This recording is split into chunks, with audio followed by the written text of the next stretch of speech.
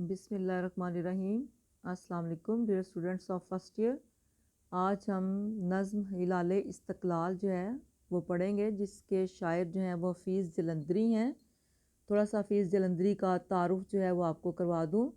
अबुल असर मोहम्मद हफ़ीज़ जो है वो इनका पूरा नाम है। जलंधर में पैदा हुए थे, इसीलिए ये अबुल असर मोहम्मद हफ़ीज़ जलंधरी के नाम से जो है वो मशहूर हुए थे। और पाकिस्तान का कौमी तराना भी आप ही ने जो है वो लिखा, ये आपका कमाल है।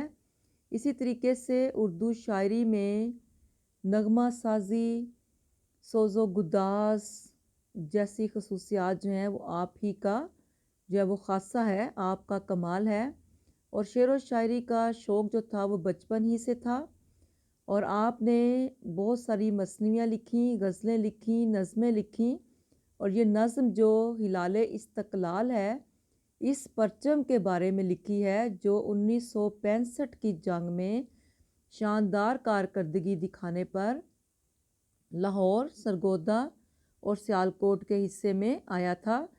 शायर इस परचम की सरबुलंदी की ख्वाहिश का इजहार जो है वो करता हुआ दिखाई देता है। और ये परचम जो है ये अजीम रवायात और इस्तक़लाल पाकिस्तान का परचम है।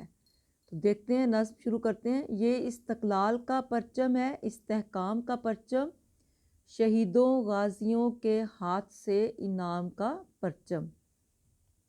इस्तक़लाल कहते हैं मुस्तकिल मिजाजी को, साबित कदमी को, मजबूती को, अपनी मंजिल को पाने के अज़्म को।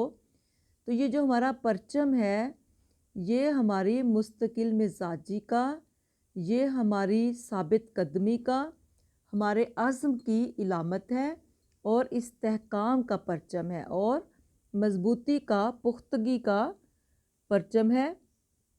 शहीदों गाजियों के हाथों से इनाम का परचम, और वो लोग जो अपने वतन की हिफाजत करते हुए अपनी जान का नजराना पेश कर देते हैं, जो कुर्बान हो जाते हैं राह हक में, वो शहीद होते हैं।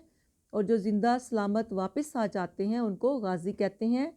तो ये परचम जो है ये दर हकीकत हमारे आबाओ अजदाद की, जिनमें शहीद भी शामिल हैं और जिनमें गाजी भी शामिल हैं, ये उनके हाथों से हमारे लिए एक बहुत बड़ा इनाम है जो उन्होंने हमें जो है वो दिया है। मुसलमानाने बरसगीर पाको हिंद ने अनथक कोशिशें की थीं, तरह तरह की कुर्बानियाँ दी थीं, और ये उन्हीं कुर्बानियों की निशानी है। उनका पुख्ता इरादा था अपने वतन को आज़ाद करवाने का, और ये मुसलमानों के इस्तेहकाम और मजबूती की इलामत है। और यही वो खसूसियत है जो किसी कौम की बका का बाइस होती है। परचम ही किसी कौम की शनाख्त और पहचान होता है, और इसी पहचान के लिए मुसलमानों ने अपनी जान के नजराने जो हैं वो दिए। और ये शहीदों और गाजियों की बेपनाह कुर्बानियों का फल है, उनका ये इनाम है हमारे लिए कि ये हमें परचम जो है वो मिला है। एक शेर लिखें ज़रा। ए अर्ज़े पाक तेरी हुर्मत पे कट मरे हम, ए अर्ज़े पाक तेरी हुर्मत पे कट मरे हम, है खून तेरी रगों में अब तक रवां हमारा। दूसरा शेर करते हैं। हिलाली खंजर अंगुश्ते शहादत का इशारा है, ये सैफुल्लाह का परतो फलक पर आश्कारा है। हिलाली परचम, हिलाली खंजर, हिलाल कहते हैं पहली रात का चाँद जो कि बारीक होता है। खंजर जो है वो कदीम ज़माने में जंगों में जो इस्तेमाल होने वाला चूरा होता था उसको खंजर कहते थे। तो हिलाले या हिलाली खंजर, पहली रात के चाँद को खंजर से तशबीह दी गई है। अंगुश्त कहते हैं उंगली को, और शहादत, अंगुश्ते शहादत, दाएं हाथ की अंगूठे के साथ वाली उंगली जो है वो शहादत की उंगली जो है वो कहलाती है, जिसका मतलब ये है कि खुदावंद ताला की वहदानियत और मोहम्मद सल्लल्लाहु अलैहि वसल्लम की रिसालत की गवाही देना जो है। दौरान नमाज भी वो उंगली जो उठाई जाती है वो खुदावंद ताला की वहदानियत का جو ہے وہ ثبوت ہوتی ہے، تو اس لیے وہ کہتے ہیں کہ یہ اس کا اشارہ ہے، اس کی علامت ہے۔ اور یہ سیف اللہ کا پرتو، سیف اللہ کہتے ہیں اللہ تعالیٰ کی تلوار، جو کہ حضرت خالد بن ولید کو حضور پاک صلی اللہ علیہ وسلم نے عطا کی تھی، تو اسے سیف اللہ کہتے ہیں۔ پرتو اس کا عکس، اس کا سایہ، اس کی جھلک فلک پر آشکارا ہے، فلک پر نمایاں ہے، فلک پر ہمیں دکھائی دیتی ہے، فلک پر جو ہے وہ نمودار ہے۔ آشکارا کا مطلب ہوتا ہے ظاہر ہونا، نمودار ہونا۔ تو یہ پرچم جو ہے یہ ہمارے لیے استقلال کی جہاں علامت ہے، جہاں شہیدوں اور غازیوں کے طرف سے ہمیں انعام ملا ہے، اسی طریقے سے یہ پرچم پر بنا ہوا جو پہلی کے چاند کا نشان ہے، یہ خنجر کی طرح ہے، اور یہ اس بات کی علامت ہے کہ یہ چاند جو ہے یہ ہمارا پاکستان کا سربلندی کی علامت ہے، اور پاکستان کے قومی پرچم پر جو ہلال نما نشان ہے، جو پہلی کی رات کے چاند کا نشان ہے، شعراء کے نزدیک یہ اس کو خنجر سے تشبیہ دیتے ہوئے کہتے ہیں کہ یہ خنجر کی طرح خم لیے ہوئے ہوتا ہے۔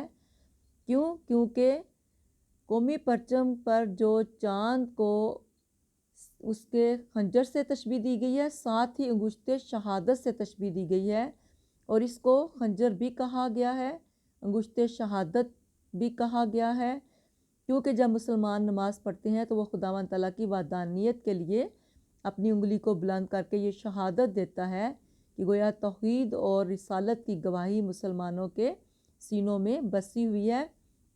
تو لہٰذا پاکستان کا جو مطلب ہے وہ یہ ہے کہ اللہ تعالیٰ جو ہے وہ واحد ہے۔ آپ کو پتہ ہے کہ قائد اعظم نے واضح الفاظ میں فرمایا تھا کہ اگر ہم علیحدہ وطن کا مطالبہ کرتے ہیں تو اس سے ہمارا مقصد کوئی زمین کا ٹکڑا حاصل کرنا نہیں ہے، بلکہ ایسی اسلامی فلاحی ریاست کا حصول ہے جہاں پر مسلمان جو ہیں وہ اپنے اسلامی تہذیب کے مطابق زندگی جو ہے وہ بسر کر سکیں۔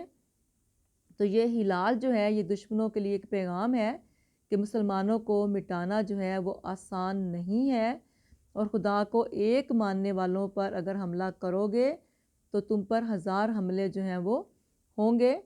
تو لہٰذا شاعر کہتا ہے کہ پاکستان کے پرچم پر موجود ہلال جو ہے وہ خنجر کی مانند ہے، اور یہ گواہی ہے اس بات کی کہ ہم اللہ تعالیٰ کی وحدانیت پر اور رسالت پر یقین رکھتے ہیں، اور ہم اپنے اس ایمان کی پاسداری کے لیے ہمیں جتنا بھی قربانیوں کا جو ہے وہ نذرانہ پیش کرنا پڑے ہم کریں گے۔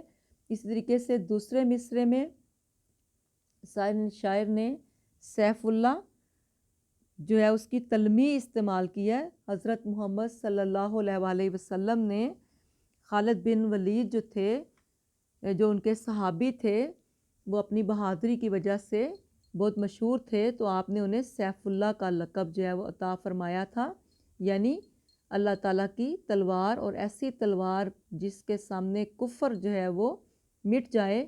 اور یہاں یہ بات بھی قابل ذکر ہے کہ ہلال کی شکل بھی تلوار سے ملتی جلتی ہوتی ہے، یہ مناسبت بھی ہے، جیسا کہ علامہ اقبال نے مرد مومن کے ہر عمل کو اللہ تعالیٰ کا عمل قرار دیا ہے۔